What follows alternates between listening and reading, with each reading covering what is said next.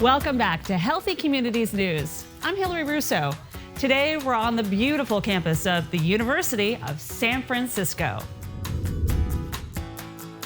They're one of more than 200 colleges and universities to get funding as part of the CVS Health Foundation Tobacco-Free Campus Initiative. This program is part of Be the First, a $50 million commitment by the company and the CVS Health Foundation to help deliver the first tobacco-free generation. Launched in 2016, Be the First extends the commitment CVS Health made 5 years ago when it removed all tobacco products from CVS pharmacy shelves. Why focus on college campuses? It's pretty simple. That's when a lot of people start smoking. In fact, the Surgeon General reported that 99% of smokers begin by the age of 26, so college is a crucial time to prevent the start of a lifelong addiction to nicotine and tobacco. It's even more critical now with the rise of e-cigarette use among young people. Their popularity threatens to thwart years of successful efforts fighting tobacco use. Let's look at how the University of San Francisco is rising to the challenge. We started our Breathe Easy campaign a couple years ago. So we have a lot of responsibilities. Our mission is to keep educating students. Bryn Bangett, Natalie Ortez-Arevalo, and Kai Hennigs are student ambassadors for the university's Breathe Easy USF initiative. Hi, I'm Bryn.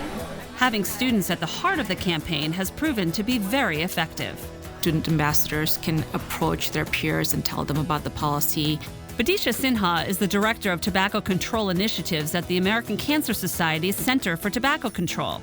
If they see somebody smoking on campus, they can approach them a lot more easily than if a staff or faculty member were to do it. Students get lectured at all day. They don't want to hear just another random adult telling them what's good for them.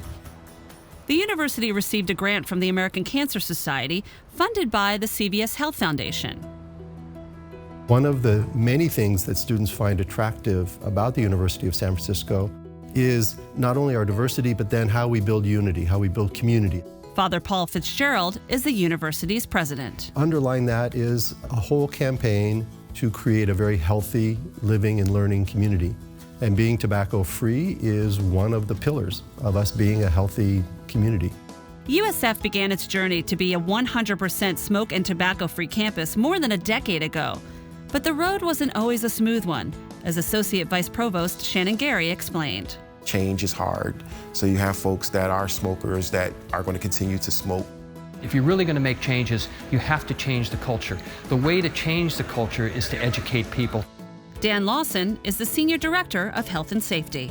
We consider this a health issue, and you can't enforce your way or cite your way or arrest your way out of a health issue. We choose not to fine and/or ticket students if we do see them smoking. Natalie Macias is with the university's Health Promotion Services. We want to take more of a holistic educational approach. We're not pushing anything onto anyone. We're saying, if you need help, then here are some resources. We're here to talk. We tried to go with a much more empathetic approach. We all just want to look out for each other and just promoting the well-being in each other's lives. Some of the campaigning that we do is just simple tabling events to build awareness, so it's more fun and interactive. Walk around campus, clean up cigarettes. I've been vaping a lot. Student Ambassador Ambika Agarwal provides one-on-one counseling. We talk about why they started smoking at first place. What is the obstacle that is hindering them to stop smoking? The University of San Francisco is an example of a stellar grantee. They never gave up. They didn't fall off course. They knew that they wanted to adopt policy and just kept that goal in mind and persevered. My advice, if a campus is choosing to go 100% smoke and tobacco-free, be patient. It takes time.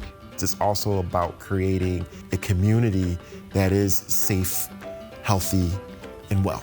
And that can have many positive effects beyond simply having fewer tobacco users and smokers on campus.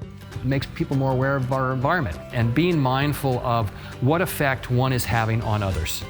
We want to eventually have this be a social norm in regards to a tobacco-free campus, because every fall we have a new incoming freshman that need to be educated and build awareness around this new policy. Staying successful by staying vigilant. It's a lesson we can all take to heart. Please join us again at Healthy Communities News, where we travel the country talking to people who are working to improve the health of their residents. We'll see you next time.